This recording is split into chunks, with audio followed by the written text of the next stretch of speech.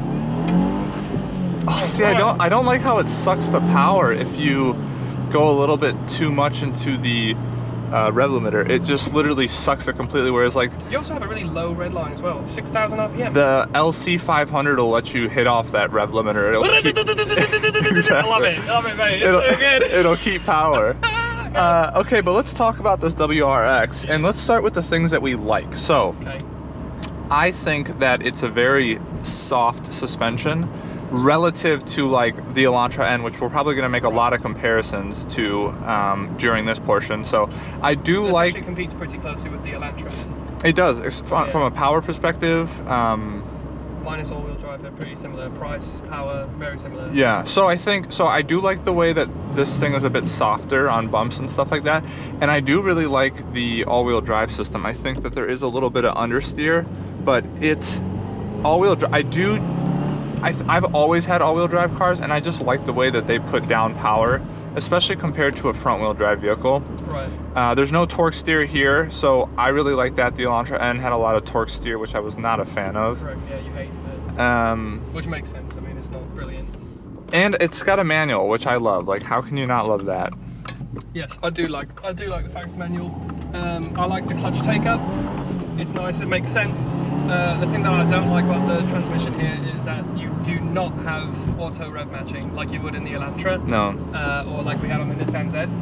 So you gotta do it like that. Which is fine, and I'm not opposed to doing it. Actually, I would prefer to do it, but what I would prefer more is to actually have the option to do rev match downshift. Because the second that you're on track and you actually want to like set a lap time, it's easier to have the thing do it. Then you can work on your braking zones, then you can work on your turn-in. The front end on this car is brilliant, but like, it's just another thing that you have to do.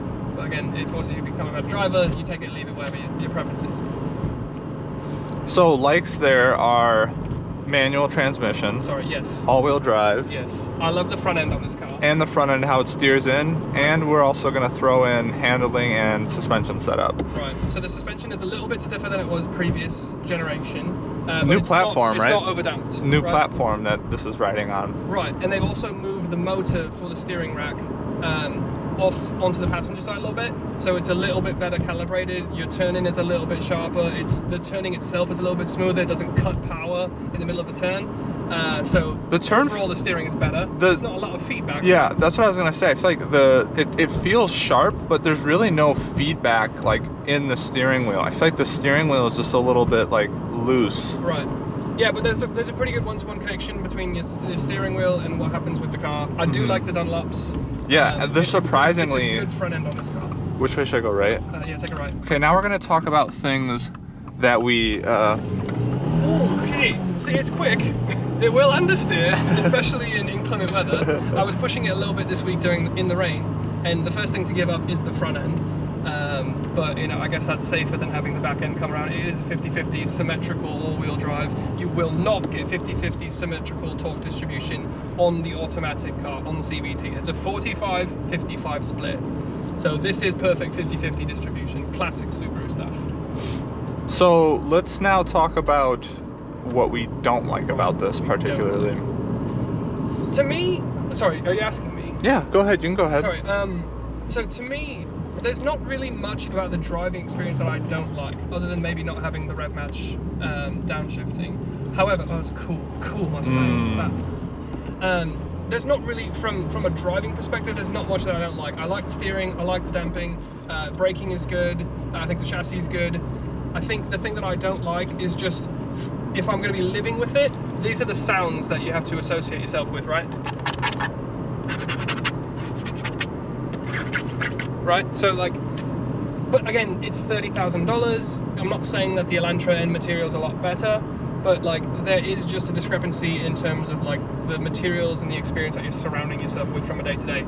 That's not a digital screen. You would get one in the Elantra. This is bigger than the Elantra screen, but the graphics aren't. Yeah, like less usable. You're picking and taking what you like and what you don't like. So I think if I just had to sum up the differences between this and the Elantra N is just a lot more exciting and more of a fun car in the sense that it sounds so much better. I feel like just everything that you interact with in there is just like way more exciting, and like when you change into the different end modes. Yeah, this doesn't have drive modes. Right. Yeah, in the manual, in the in the CVT you have drive modes, but like when you switch drive modes in the end modes, you get this like whole display, right, of like a flame. Yeah, it's cool. It's just it is just such a better, I think, just driving experience in the sense of it sounds better. Everything about it is just kind of cooler.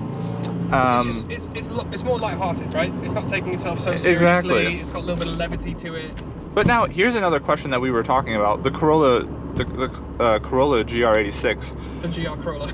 Sorry, yes, the GR Corolla. No, you're good, yeah. You could, with that thing, all-wheel drive. But as we were talking about, you can also change what your distribution is in terms of how much power you send to the front and the rear wheel. So you could almost make that thing like a rear wheel behaving car, or you could have it all-wheel drive, which is kind of like the best of both worlds. Right, yeah, the Corolla is very cool because you can do 60% to the front, 40 to the rear. You can do 50-50 like you get here, and you can do 30 to the front, 70 to the back, and that's when you see it sliding around. So it's very cool. It's very complex. You know, it's a 3-cylinder, which is weird. I like weird cars, so yeah. I mean, I like that. And of course, you've got hatch. You don't have a hatch in this anymore. You didn't in the previous generation either. You also don't get the Lavore like you would in Japan, so you not get the wagon. I mean, I don't know. I'm kind of on the fence with this car, mate. Like, I just feel like there's better things. I think if I just had to boil it down, I think that there's better things you can get. Right, like the thing. Not to say it's not bad. The reason that I would buy this car would just be for the all-wheel drive.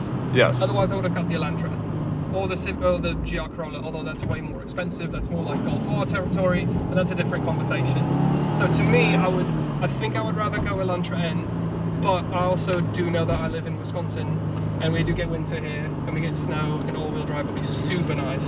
Yeah, This is the only one bringing it at this price point. I'm just thinking now, I forgot about, dude, the torque steer on the Elantra N was brutal to live with. I'm not as bothered by it, but I know you are.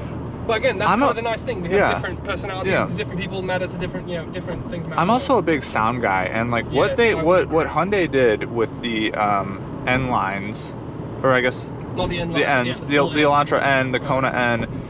How they got those things to sound is just awesome. Like they did a really good job. It's crazy.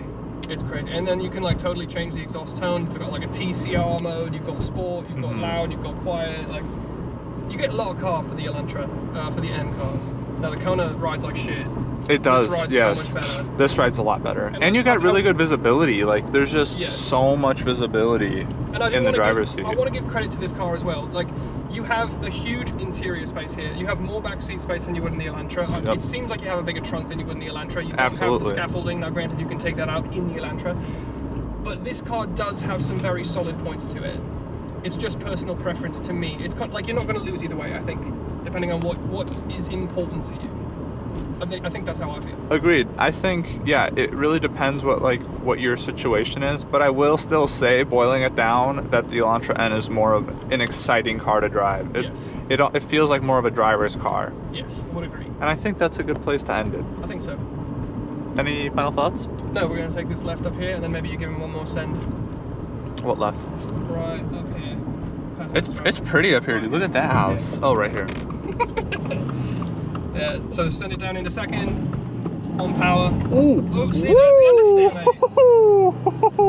mate. Give it to him. Give him the beans. Oh, there's a lot of understeer. We've almost been in a fence today. We've almost been in a ditch. Dude, I don't like. In time for the fence, and then we thought we were in reverse. I don't like where they put the reverse. I'm so used to reverse being up by first. And when I say we, I mean me. When he says we, he means me. Okay. All right, guys. We'll see you next time. Thanks for watching.